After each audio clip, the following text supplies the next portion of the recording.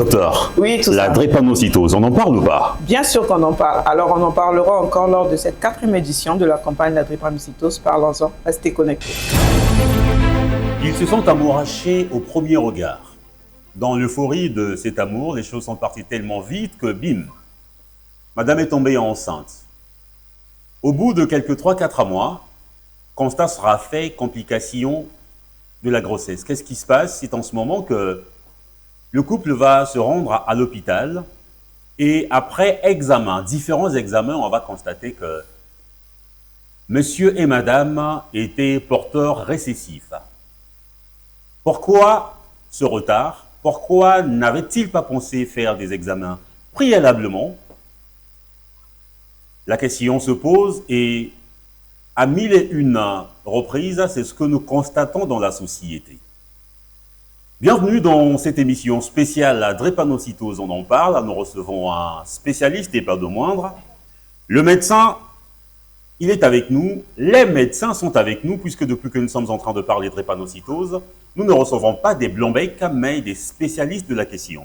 Le cas échéant, nous recevons le docteur Aimé Bandeau, médecin spécialiste pédiatre, vaccinologue, chef de service de pédiatrie à l'hôpital général Adolphe Cissé et aussi chef de pôle mère et enfant. Avec lui, nous parlerons de la drépanocytose, mais très précisément de la thématique dépister tôt, mieux dépister précocement. Quel intérêt? Encore une fois, vous êtes les bienvenus. Drépanocytose, parlons-en, drépanocytose, parlons-en, docteur. Merci de ce que vous avez accordé à cette émission votre temps, malgré la charge que vous avez, puisque rien qu'à voir le statut, tout à l'heure on a dit que vous êtes médecin spécialiste à pédiatre, vaccinologue, chef de service de pédiatrie, ici à l'hôpital de Cissé, mais également chef de pôle mère et enfant. En quoi consiste votre rôle? Quelles sont vos missions? Très bien, merci beaucoup. Merci pour l'invitation et surtout du sujet de drépanocytose, parlons-en, parce que c'est un problème de santé publique. D'abord, pour répondre, quelle est ma mission? Ma mission, c'est d'organiser d'abord le service de pédiatrie, former les médecins Que vous avez généralistes qui sont à ma charge et surtout faire des visites, consulter et aller dans les congrès. Dans les congrès. Pour se puiser, pour se former. D'accord. Et au niveau du pôle, c'est coordonner les activités de la maternité, de la néonate et de la pédiatrie. Donc, vous savez qu'à Cissé, en pédiatrie, nous avons 107 lits. 107 lits, avec un taux d'occupation de plus de 150%. Et donc, les activités, c'est pas ce qui C'est au manque. quotidien, c'est C'est pratiquement quotidien, tous les jours, c'est tous toutes les les jours, heures. oui. Vous n'avez pas de temps finalement, hein, On a le temps le soir seulement. le soir, quand vous rentrez pour Soir. vous reposer. Oui. Mais même là, quand on est là-bas, c'est les appels, c'est à tout le coup de moment. fil qui, Coup de fil pour les enfants qui ne vont pas bien, pour les points de vue, pour les diagnostics, et voilà. L'expérience, Oui. la connaissance, parce que tout à l'heure vous avez dit que vous êtes un véritable affuru de l'école, ou encore voilà, l'école du savoir. Vous aimez transmettre parce que c'est justement c'est très bien. Alors, nous parlons de drépanocytose. En termes simples, en tant que spécialiste, docteur, qu'est-ce que cela veut dire? On entend drépanocytose, mais en termes vraiment simples, qu'est-ce que cela veut dire? La drépanocytose veut dire quoi? C'est la maladie, d'abord, maladie du sang, du globule rouge. Et cette maladie, la particularité, c'est que le globule rouge, qui est normalement ovale, se déforme dès qu'il manque d'oxygène. C'est-à-dire, il y a des facteurs qui font qu'il se déforme, qu'il devient maintenant comme les fossiles, c'est-à-dire comme lorsque la Lune commence. Qui crée une sorte d'arc. Voilà. Et donc, il devient long. Et par rapport au diamètre des veines et des artères, il bouche les veines ou les artères et donc le sang ne peut plus circuler. Et donc, c'est une maladie d'abord génétique, c'est-à-dire que ça vient des parents. Suivant l'arbre généalogique. L'arbre généalogique, ça vient de papa ou de maman ou des deux. Et quand l'enfant est drépanocytaire, homozygote, c'est que ça vient et de papa et de maman. Et de maman. Donc, c'est une maladie génétique, héréditaire, la plus répandue au monde.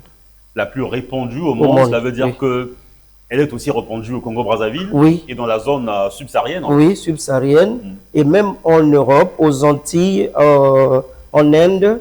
En Europe, c'est une maladie d'importation, mais en Inde, au Maghreb, cette maladie existe. Par maladie d'importation, qu'est-ce que vous entendez, docteur? Ça veut dire qu'il y a des gens qui vivent en Afrique, qui vont en Europe, vivent là-bas, travailler là-bas, ils font les enfants.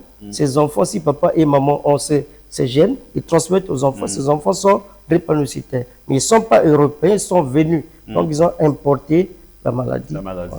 Ah, très bien. Drépanocytose, parlons-en. Déjà, on constate que, à en croire les propos ô combien significatifs du docteur, qu'on en trouve, parce que hier, plusieurs disent que c'est une maladie des sorciers. Déjà entendu parler, docteur? Oui. Vous savez, surtout les hommes. Ce sont les hommes qui refusent cette maladie. Pour eux, c'est la viande qu'on a donnée à l'enfant. La viande de nuit, la viande de sorcier. En d'autres termes, chez nous, on dit Miss Yakimuntu. Voilà. Miss Yakimuntu. Yakimuntu. Donc, on a donné la viande de sorcier la nuit et l'enfant devient malade. Et souvent, les papas refusent cette maladie et ces enfants refusent la maladie, refusent l'enfant, abandonnent l'enfant avec sa mère. Sous prétexte que c'est forcément lié à la sorcellerie d'un côté, de l'autre. Du côté maternel, ouais.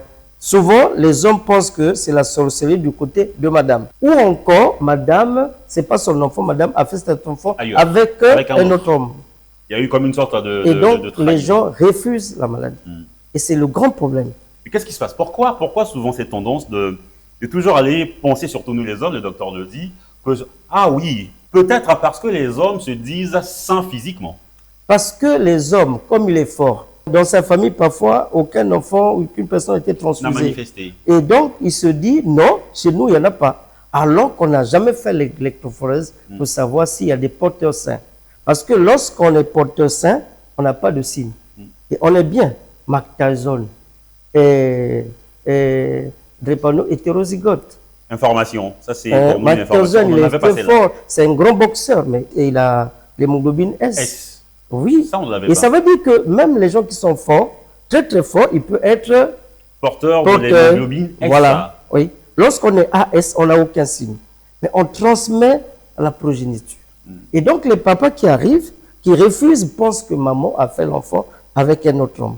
Ou encore, c'est la sorcellerie. C'est pour ça que je suis très content qu'il y a ces émissions, parlons-en, pour que la société comprenne qu'il y a cette maladie et cette maladie est transmise par les parents. Par les parents. Et les deux. Et les deux. Voilà. Pas forcément madame, attention, mais c'est les deux. À partir du moment où monsieur porte l'hémoglobine S, donc il est AS, et madame aussi AS, il y a de fortes chances que le SS s'accouple pour faire un enfant, on va dire, total. Oui. Et en ce moment-là, eh ben, on a pu, lorsqu'on connaît, on a pu à crier derrière que voilà, tiens, il s'agit de madame qui est la fautive encore. Une question de sorcellerie. En ce moment, docteur, question suivante.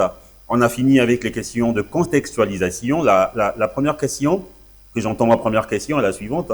En ce moment, qu'est-ce qui se passe par rapport à ceux qui, le cas d'espèce, on vient de dire que voilà, tiens, les hommes souvent ont pour habitude de porter le tort sur madame. Alors, est-ce qu'il ne se pose pas en ce moment-là un problème de dépistage précoce? C'est un problème de santé publique. C'est ce que nous souhaitons. Parce que lorsqu'on dépiste tôt, j'attends dépister tôt, non seulement à la naissance d'abord, mais d'abord le couple. C'est-à-dire le couple devrait faire un bilan prénuptial.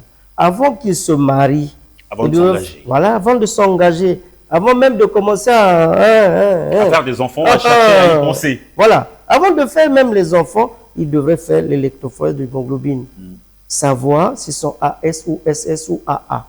À ce moment, le AA, ce n'est pas du groupe. Parce que beaucoup de parents disent, non, moi je suis du groupe O, je suis du groupe A, est-ce que je peux être... Ça n'a pas de rapport avec le groupe sanguin. C'est très intéressant ça, docteur. Voilà, donc AA là, c'est l'hémoglobine. Parce que le globule rouge a l'enveloppe et le noyau. L'hémoglobine, c'est au niveau du noyau. Et le groupe sanguin, c'est au niveau de la membrane. Donc, le groupe A, O, A, B et B n'a rien à voir avec l'hémoglobine. Et donc, les parents pensent que quand il est AA, O, il ne peut pas faire la maladie. C'est pour ça que nous disons, quel que soit votre groupe, il faut faire l'électrophorèse d'hémoglobine pour dire drépano, il faut l'hémoglobine S. Tant qu'il n'y a pas de S, il n'y a pas de drépanocytose. Maintenant, bien sûr, il y a la drépanocytose C. Mais pour l'instant, tant qu'il n'y a pas S, sans qu'il n'y a pas que C, il n'y a pas de drépanocytose. Donc, la première des choses, c'est demander au couple d'aller faire l'électrophorèse de l'hémoglobine pour savoir est-ce qu'ils sont AS, AA. S'ils sont AA, ils ne craignent rien. Mais s'ils sont AS, pour faire les enfants, il faut voir le médecin. Pour faire ce qu'on appelle pour le conseil génétique. En quoi il consiste Le conseil génétique permet au médecin de dire à ce couple que vous avez la chance de 1/4 de faire un enfant drépano. Malheureusement, on ne sait pas l'ordre d'arrivée des enfants. Parce que si le couple est AS, ils ont la chance de faire 50% d'enfants AS, 25% de faire l'enfant SS et 25% de faire les enfants AA. Mais malheureusement, personne ne connaît le nombre d'enfants que le couple va faire. Même si il y a, même malgré les chassés croisés. Voilà. Maintenant, dans des zones où on peut faire le bilan à temps, c'est-à-dire que dès que la grossesse survient, on peut faire les prélèvements pendant la période embryonnaire, c'est-à-dire avant 3 mois, et savoir que l'enfant qui arrive là est drépano, et on peut faire un avortement. C'est vraiment possible le dépistage, comment on appelle ça? Oui, embryonnaire. Et savoir que la grossesse là, c'est un drépano, et avec l'accord des parents, faire l'arrêt de cette grossesse. L'arrêt de la grossesse. 3 mois, déjà, voilà. Il y a possibilité, oui, pour éviter que l'enfant évolue. Et maintenant, si l'enfant évolue jusqu'à la naissance, à ce moment, il faut le dépistage néonatal. C'est-à-dire à la naissance. Dans les 2 et 3e jours, on fait le prélèvement au talon, on met sur le papier bivoire et on va faire l'examen au laboratoire. Et donc, il n'y a que comme ça qu'on peut diagnostiquer à temps, on peut dépister à temps et sauver les enfants. Magnifique. Docteur, je viens de capter pendant que vous vous exprimiez 2 concepts et je voudrais qu'on y établisse une différence. Dépistage embryonnaire, dépistage néonatal. Quelle est la différence qu'il y a entre les 2 concepts? Embryonnaire veut dire la femme est enceinte. Elle a un fœtus qui a moins de 3 mois. Très bien. Et la période embryonnaire, c'est la période où l'enfant se forme. Très bien. Et après la période embryonnaire, il grandit seulement. C'est déjà formé. Et pendant cette période embryonnaire, l'enfant est encore petit, si on diagnostique, on peut dire on arrête la grossesse, on enlève. Très bien. Et le dépistage néonatal, c'est l'enfant qui vient de sortir, qui vient de naître. Un enfant normal. Il est normal, il vient de naître. Il a crié, on l'a examiné, on l'a habillé. Dans les 2-3 jours, normalement, systématiquement, le nourrisson, le nouveau-né. Le nouveau-né, il y a une différence. Oui, le nouveau-né, c'est de la naissance à 28 jours. Très bien. Et le nourrisson, c'est de 1 mois à 30 mois. Et donc, dès qu'il est né, à la naissance là, dans les 2-3 jours de naissance, il est important et indispensable de faire le dépistage. Bon, la différence entre le diagnostic et le dépistage, c'est que le dépistage, on n'a pas encore les signes. Il n'y a pas de signes. Il n'y a pas de suspicion. On fait déjà l'examen pour savoir, il sera drépano. Parce que la drépanocytose commence vers les 6 mois. D'accord. Les signes commencent vers les 6 mois. Apparaissent vers les 6 mois. Et si on fait l'examen à la naissance, c'est un dépistage. D'accord. Et c'est comme le couple. Ils sont bien portants, ils veulent s'aimer. Si on fait l'examen, c'est un dépistage. Et maintenant, si les signes apparaissent, ça c'est un diagnostic. Très bien.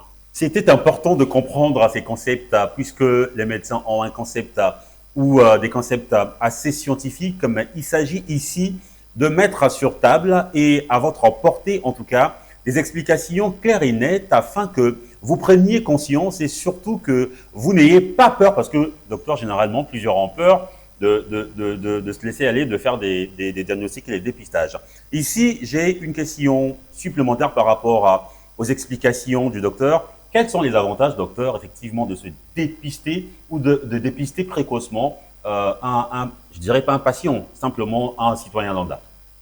Vous savez, dans beaucoup de pays, ils ont rendu obligatoire le dépistage de la drépanocytose à la naissance. Je donne l'exemple de la France qui a la drépanocytose qui est importée et qui, depuis 2024, depuis le 1er avril 2024, ont rendu obligatoire le dépistage systématique de tous les nouveau-nés. Avant, ils ne dépistaient que les suspects, c'est des cas suspects, c'est-à-dire que les Noirs, les Antillais, Et maintenant, ils se sont rendus compte qu'en dépistant tôt, on augmente la chance de savoir les enfants drépano et commencer la prise en charge à temps. Donc, dès qu'on dépiste, la prise en charge est précoce. Et quand la prise en charge est précoce, on minimise la morbidité, c'est-à-dire que la maladie, et les risques qui vont avec. On minimise les complications. Donc, l'avantage de dépister, c'est de savoir faire la différence entre les enfants homozygotes, les enfants hétérozygotes et les enfants sains. Très bien. Et pour la prise en charge, parce que les trois n'ont pas la même prise en charge. Et donc, ça se différencie à quel niveau exactement? À quel niveau? Celui qui est AA n'a pas de problème. Celui qui est AS, il n'a pas de problème physique, mais il y a certains qui présentent quand même des signes à un certain moment. Et donc, il faut le surveiller. Et celui qui est homozygote, celui-là, il faut le prendre en charge. C'est-à-dire le total. Il est total, il faut le prendre en charge. Et rapidement, on commence à lui donner l'acide folique, les antibiotiques préventifs et les conseils. Ce que nous appelons les 10 règles d'or. Les 10 règles d'or. Oui, et on commence dès qu'on dépiste. Et donc, du coup, il présente rarement les complications. Il peut présenter les complications, mais ça ne sera pas comme l'enfant non suivi. Parce que l'enfant non dépisté, dès qu'on le diagnostique vers les 6 mois, 7 mois, ils viennent souvent avec des complications et la mortalité est élevée. Parce que les enfants drépano non dépistés, qui grandissent à la maison, ont beaucoup de complications. Et les complications desservent tous les organes. Waouh. Et arrivent parfois d'autres maladies, et surtout avec... Oui, parce que la drépanocytose provoque une baisse de l'immunité, donc ils sont fragiles. Deviennent fragiles. Et donc, ça devient un terrain où les microbes viennent facilement. C'est qu'à pour chacun prendre son compte. Et quand les vaisseaux sont bouchés par les fossiles, comme nous avons dit, en aval, il y a l'oxygène qui ne passe plus, la partie là crée des problèmes. Et généralement, ils sont beaucoup plus sujets de crises vaso-occlusives. Effectivement. Ils ont beaucoup de complications. Les complications sont aiguës, c'est-à-dire qu'ils surviennent brutalement, mais les complications chroniques de tous les organes, que ce soit le cerveau, les yeux, le sang, la peau, partout on peut avoir des complications ou des signes. La plus fréquente des complications, c'est les douleurs. Les douleurs qui peuvent être osseuses, qui peuvent être abdominales, qui peuvent être au niveau de la tête, au niveau des yeux, partout. Et c'est souvent les os, Et vous voyez, c'est les enfants qui peuvent faire un AVC, un accident vasculaire cérébral, et syndrome thoracique, donc douleur au niveau de la poitrine, du thorax, et ils respirent mal, et quand nous auscultons, nous sentons le bruit. Et donc, c'est des complications sévères qui tuent rapidement. Et l'anémie, souvent c'est les enfants qui ont une anémie et qui peut s'aggraver d'un moment à l'autre. Alors que si on s'y prend à temps, il prend l'acide folique, il prend les antibiotiques pour prévenir les infections. On va lui donner les antibiotiques préventifs, à dose préventive. On va lui donner l'acide folique, on va lui donner l'eau, on va vacciner, on va conseiller l'alimentation, on va conseiller comment se protéger contre la chaleur. Et donc, il aura les conseils que nous remettons au service, ce qu'on appelle les 10 règles d'or. C'est ce que vous avez cité. Voilà, avec un calendrier de vaccination et l'alimentation équilibrée. À ce moment, ces enfants-là, si vous le voyez, vous ne pouvez pas savoir qu'il est drépano. Le visage est bon, la taille est bonne, le ventre n'est pas ballonné, les pieds sont maigres, parce que l'enfant non suivi, comment il est? Il a une grosse tête, les dents pointues, les yeux jaunes, le ventre ballonné, les petites jambes, avec les ongles polis, c'est-à-dire les ongles sont ronds et jaunes.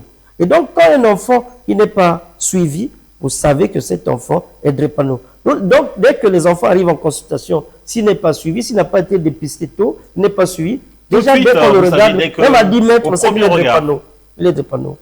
Et le reste, quand on l'explique aux parents, mais on ne peut pas dire qu'il est drépano, on dit, on suspecte, et on demande l'électrophorèse. Pour dire qu'il est drépano, il faut l'hémoglobine S. Lorsqu'on a un médecin sachant, ça se dit de façon très claire et on comprend tout de suite. Docteur, est-ce qu'il existe aujourd'hui des tests efficaces disponibles au Congo? Oui.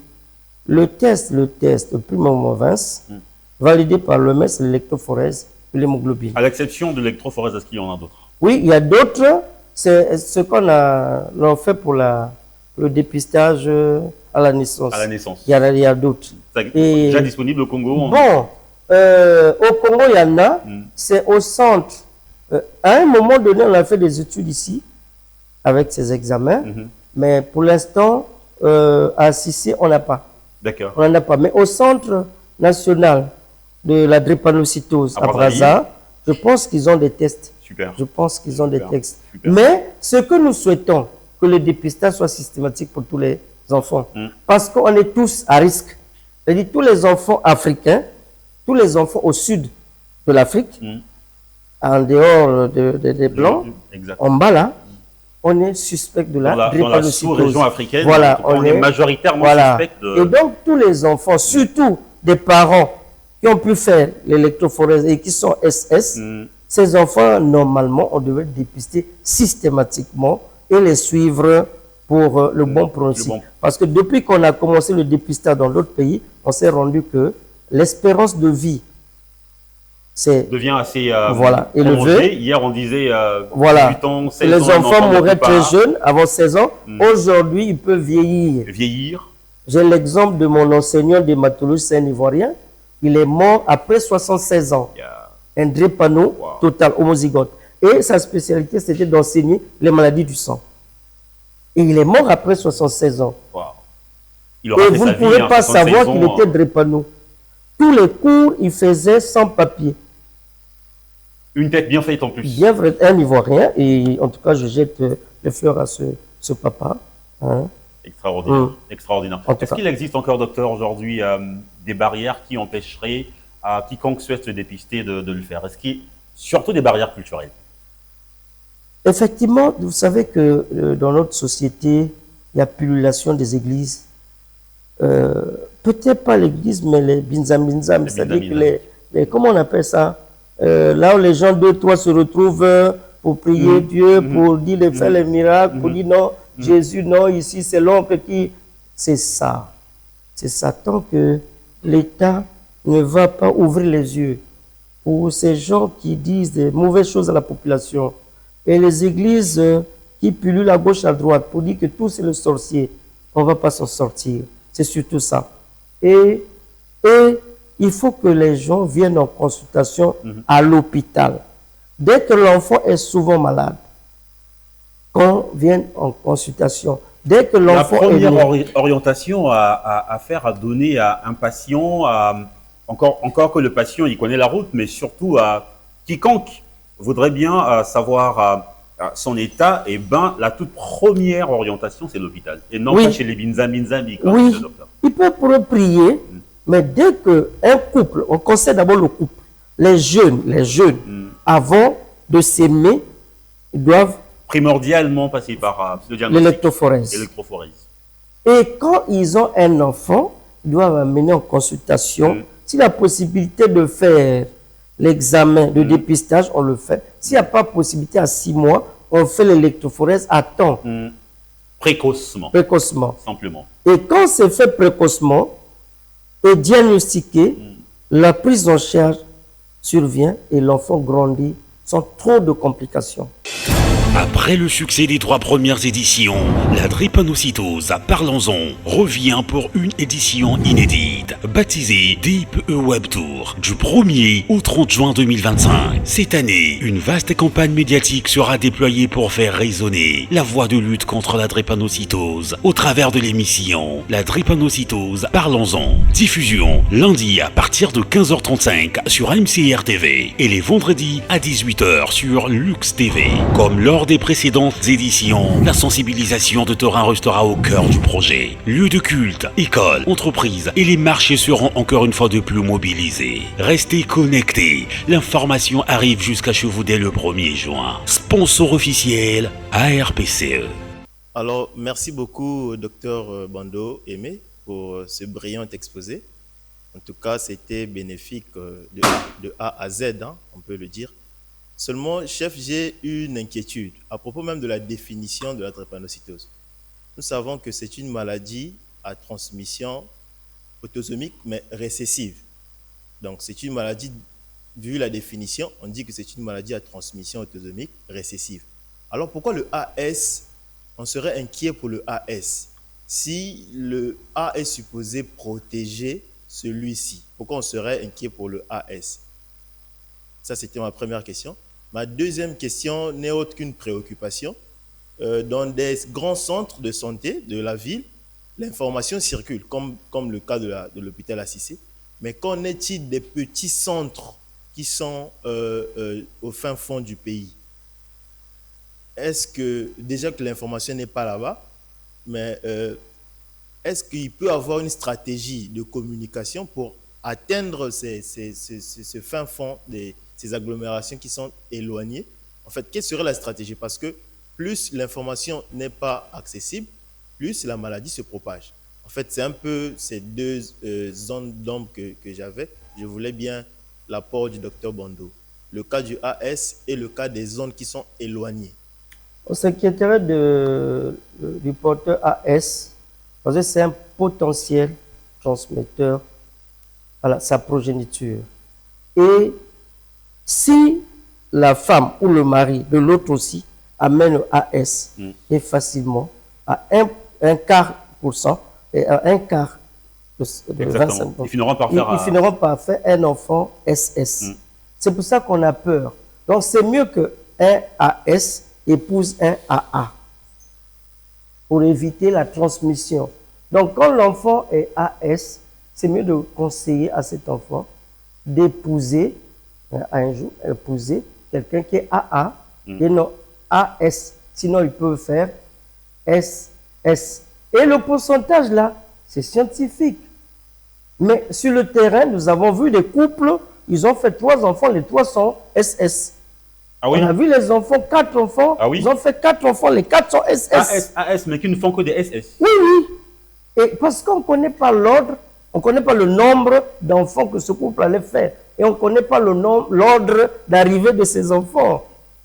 Et maintenant, c'est pour ça, quand quelqu'un est AS, il faut conseiller à cette personne d'épouser une personne qui est AA.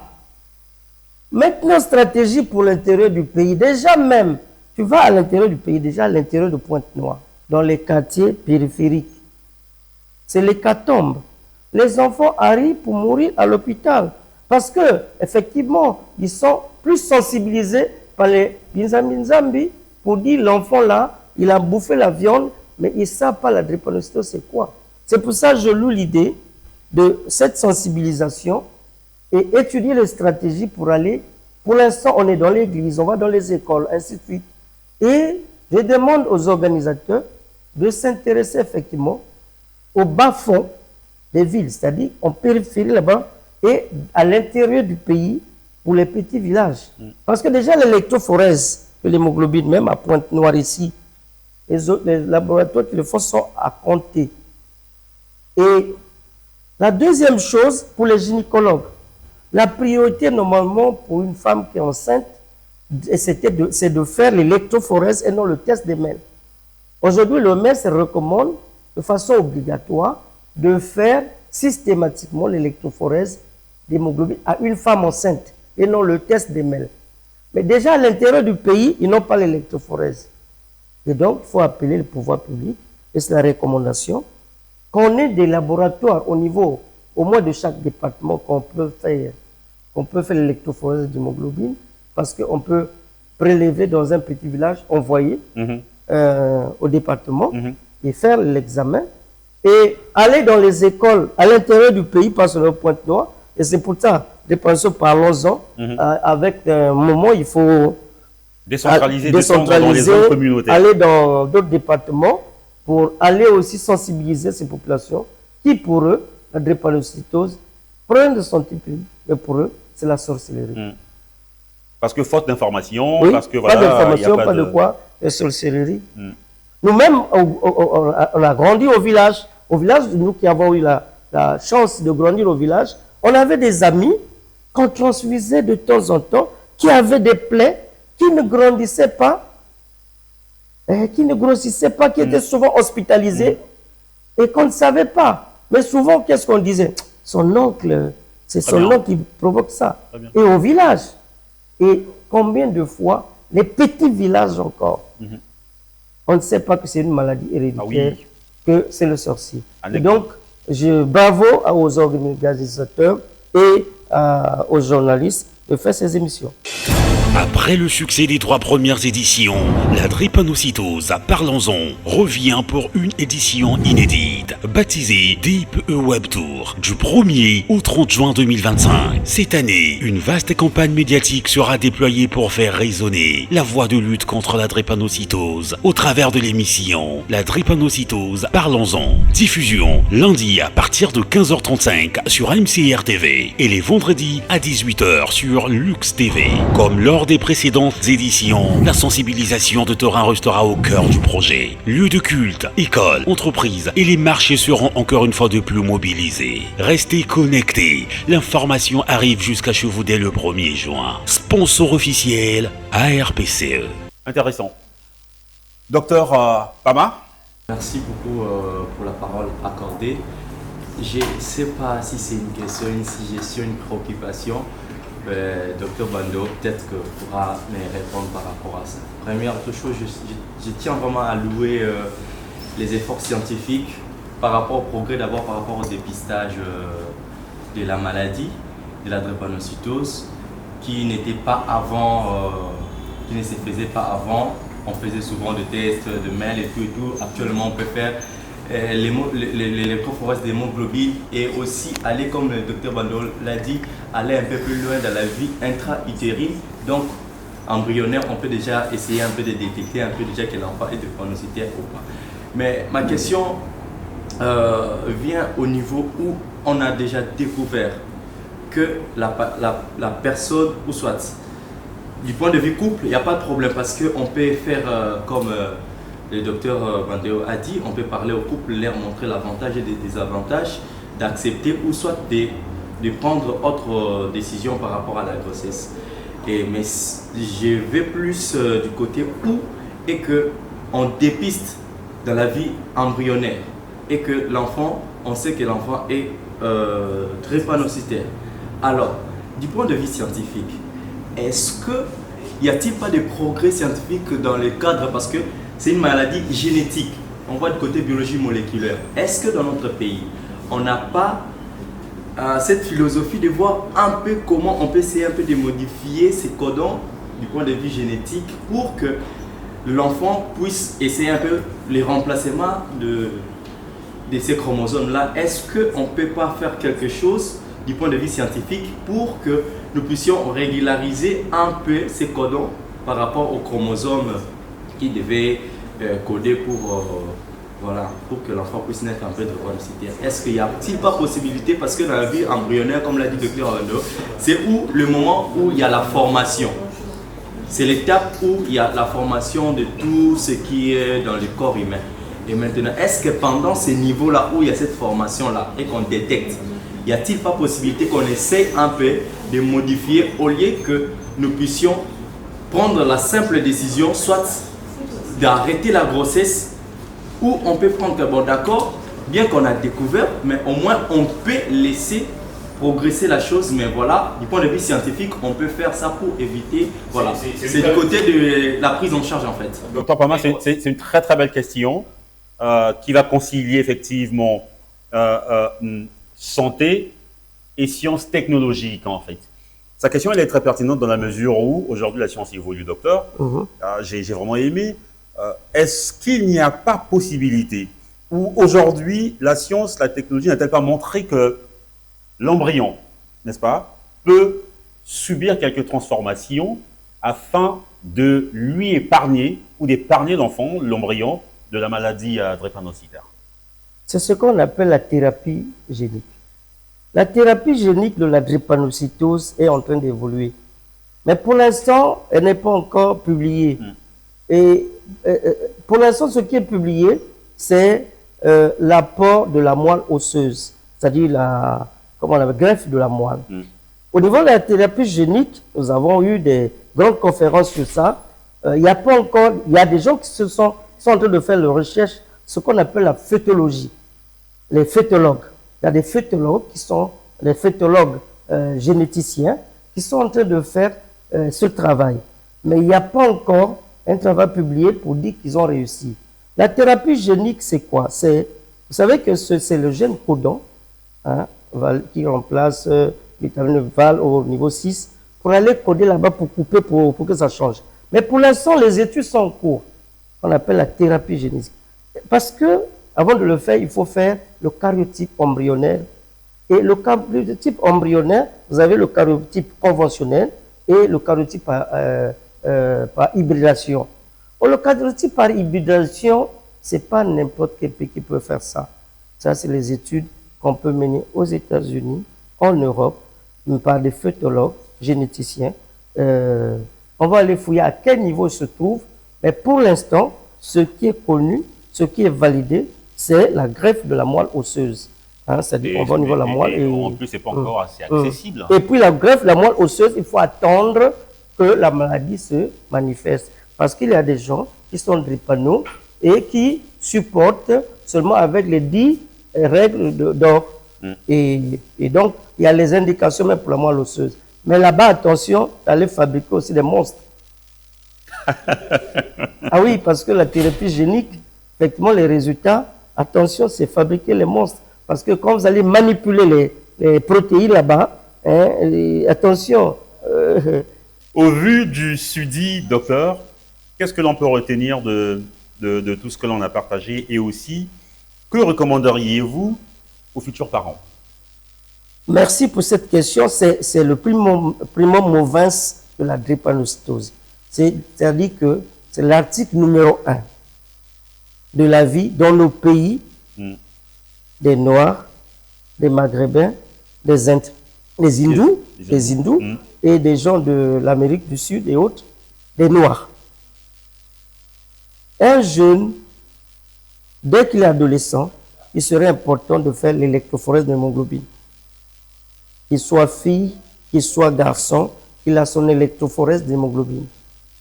Avant de se marier, avant de s'engager, chacun connaît et il monte. Ils vont voir le médecin pour leur faire le conseil génétique, pour leur dire voilà ce que vous devez faire, à quel moment vous devez faire les enfants, ou bien vous ne pouvez pas faire les enfants. C'est le primum movens. Deuxième, le couple. Dès qu'ils ont l'enfant, ils n'ont pas fait le bilan prénuptial, le bilan avant le mariage, ils amènent chez le médecin pour faire un dépistage.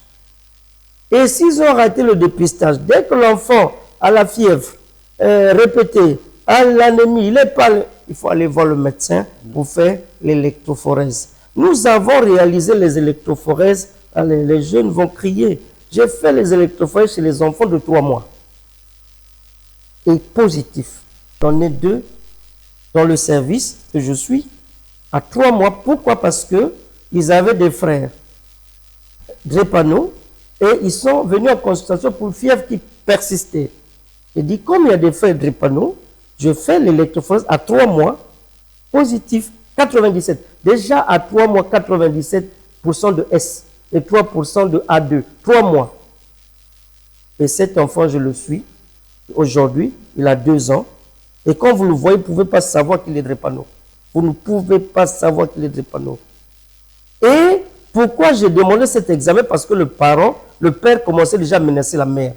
Alors, il avait une autre femme qui avait des enfants drépano, qui venaient en consultation ici. Et ça, c'était une nouvelle femme. L'enfant, le nouveau enfant avec une nouvelle femme, il menaçait la femme. Alors, je connais ces enfants, d'autres femmes. J'ai dit, mais viens d'abord. Tu as des enfants qui sont drépano. Est-ce que tu as fait l'électrophorèse à cette femme? Oh non, docteur. Bon, on va commencer avec l'électrophorèse pour cet enfant, même s'il a 3 mois. On a fait 97 de S. Je dis, mais qu'est-ce que tu as fait? Tu connais déjà ton problème, dans ce foyer. Tu vas, docteur, elle prie beaucoup. Elle m'avait dit que Dieu ne peut pas nous provoquer les maladies chroniques. Dieu.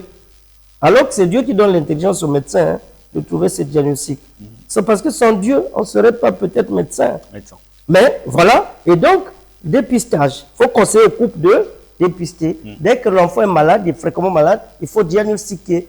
Voilà à peu près ce que... Donc, tous les jeunes. Maintenant, pour les mariés qui ont déjà des enfants, d'aller faire l'électrophorèse, l'hémoglobine, les deux qui n'ont pas fait le dépistage.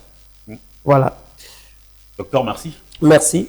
Nous recevions le docteur Aimé Bando, médecin spécialiste pédiatre vaccinologue, chef de service de pédiatrie à l'hôpital Adolphe Cissé, le grand centre à hôpital Adolphe Cissé, et chef de pôle mère et enfants. Nous avons été heureux d'être édifiés par, en tout cas, ces explications qui ont été très claires et qui vous ont servi.